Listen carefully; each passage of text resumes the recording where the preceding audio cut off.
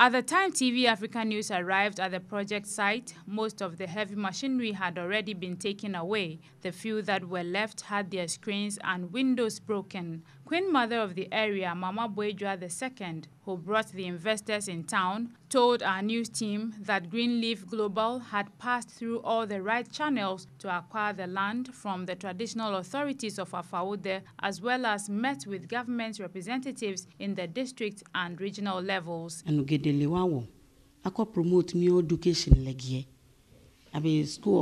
Apart from investing in agriculture, the investors plan to build schools from crèche to tertiary levels, hospitals, etc.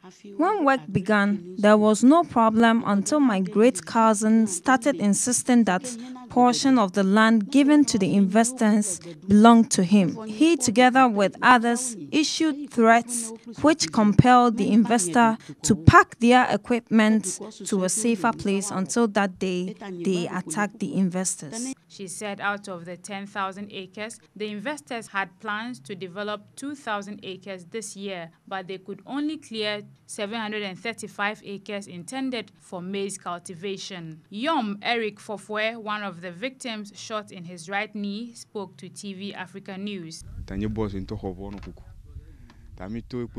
On that day, my boss was driving and I was sitting in the bucket of the pickup. Then I saw about 40 armed men. They fired gunshots at the car, killing one of the white men. Then they aimed at me, but I dodged and the bullet hit my knee. These bullets were removed from my knee. Mama Boadjah II mentioned one Seidu, her great cousin, as the brain behind the attacks. She told us a brief history about the land and took us to the boundary where Seidu's family land ends and where her family land begins. We were told that about 200 trips of gravels and over 70 trips of stones have gone into constructing the base of this bridge, which may never be completed. Greenleaf Global had employed about 74 people, not only from Afao-Ode, but also from Hohoe, Kpando, and many other places around the country. Meanwhile, the police have effected some arrests and provided 24-hour security at the site. The body of Zimbabwean-born British Andre Meyer was flown back to Zimbabwe last week.